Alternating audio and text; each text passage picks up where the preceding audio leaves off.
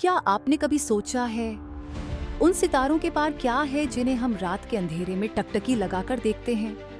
क्या कोई सचमुच वहां जाकर वापस लौट सकता है? और अगर हाँ, तो उस अनुभव ने उसे भीतर से कितना बदल दिया होगा?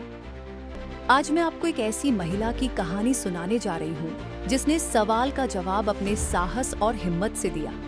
एक ऐसी महिला जिसने सिर्फ अंतरिक्ष में नहीं बल्कि पूरी मानवता के दिलों में इतिहास रचा।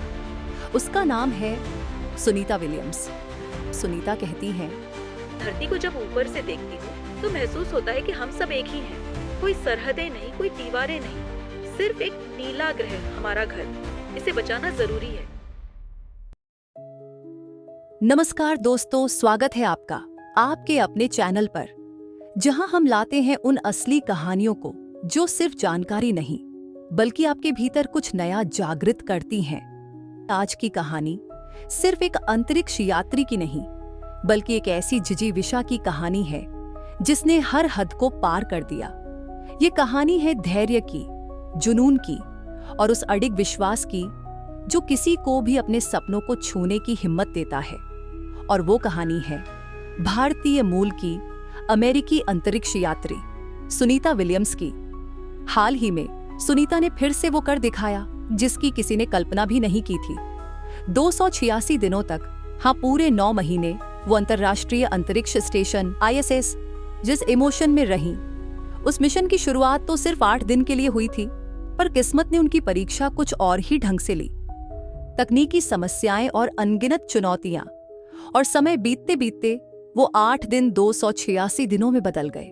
जब सुनीता और उनके साथी बैरी बुच विलमोर धरती पर लौटे, तब उनके चेहरे पर जीत की चमक थी, लेकिन उनके बाल सफेद हो चुके थे।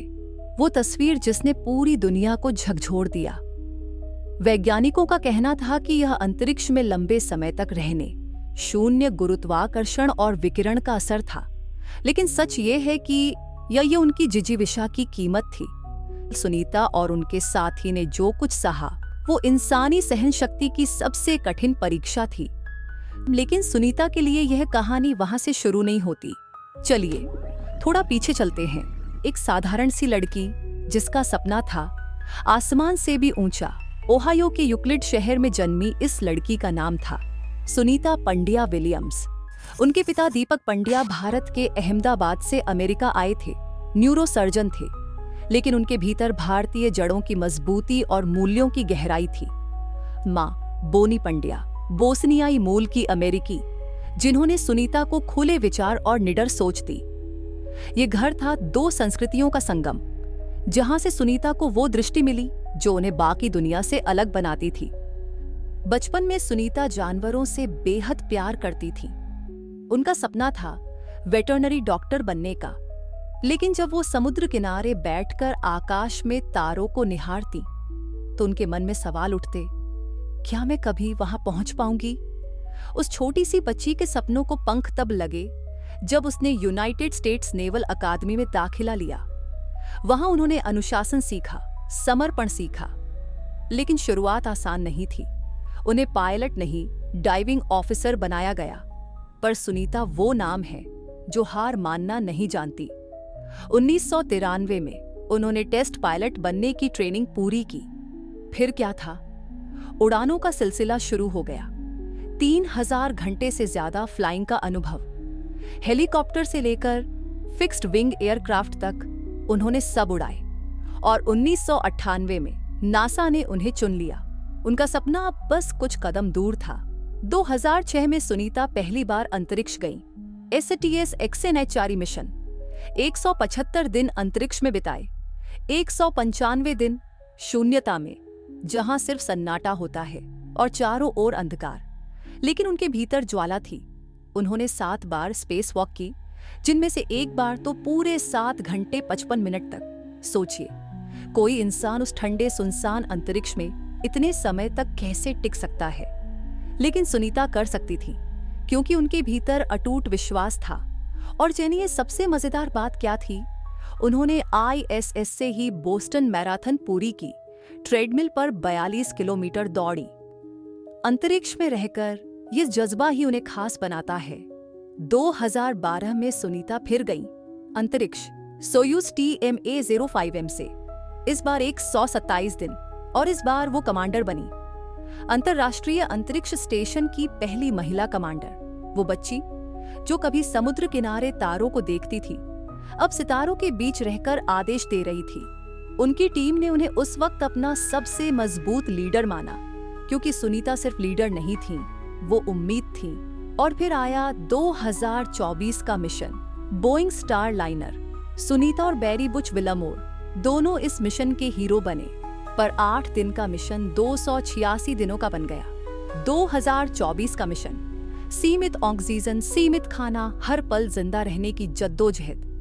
जीरो ग्रेविटी में महीनों रहना शरीर को कमजोर कर देता है, मांसपेशियां जवाब देने लगती हैं, लेकिन सुनीता की आत्मा मजबूत होती गई।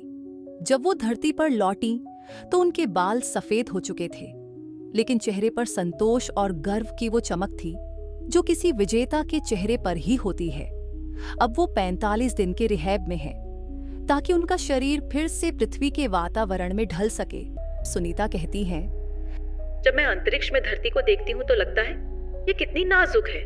वहां से न कोई सरहद दिखती है, न कोई दीवार, बस एक नीला गोला जो हम सबका घर है। उनकी बातें याद दिलाती हैं कि यह धरती कितनी कीमती है और इसे बचाना हम सबकी जिम्मेदारी है। सुनीता ने अब तक 7 बार स्पेस वॉक की है, 50 घंटे से ज्यादा अंतरिक्ष में खुले स्पेस में बिताए हैं, और यह सब एक बात साबित करता है, अगर विश्वास हो तो कोई भी सपना नामुमकिन नहीं है। अगर आप उनकी कहानी को और गहराई से समझना चाहते हैं तो इन किताबों को पढ़िए। येन सुनीता विलियम्स, एक स्टार इन स्पेस, पहले मिशन की रोमांचक तैयारियां। सुनीता विलियम्स, अंतरिक्षा अतिरिक्त श्रेष्ठ, उनकी वैज्ञानिक सोच और व्यक्तित्व की गहराई। इन किताबों से यह सीख मिलती है कि सपनों को पंख तभी मिलते हैं जब हिम्मत और मेहनत साथ हो। सपनों की ऊंचाई नापनी हो तो अपनी जड़ों को मत छोड़ो। मुश्किलें आएंगी लेकिन रुकना नहीं है। लीडर बनो लेकिन दूसरों को साथ लेकर चलो, और सबसे जरूरी, इस नीले ग्रह की रक्षा करो, क्योंकि यही हमारा घर है। तो दोस्तों, ये थी सुनीता विलियम्स की कहानी, उस महिला की जिसने साबित कर दिया कि सितारों से आगे भी एक दुनिया है। अगर आपको ये कहानी पसंद आई हो तो लाइक करना मत भूलना, चैनल को सब्सक्राइब जरूर कर लेना, और बताओ इस कहानी से आपको सबसे ज्यादा क्या सीख मिली। तब तक अपने सपनों को पूरा करने की उड़ान भरते रहो। धन्यवाद।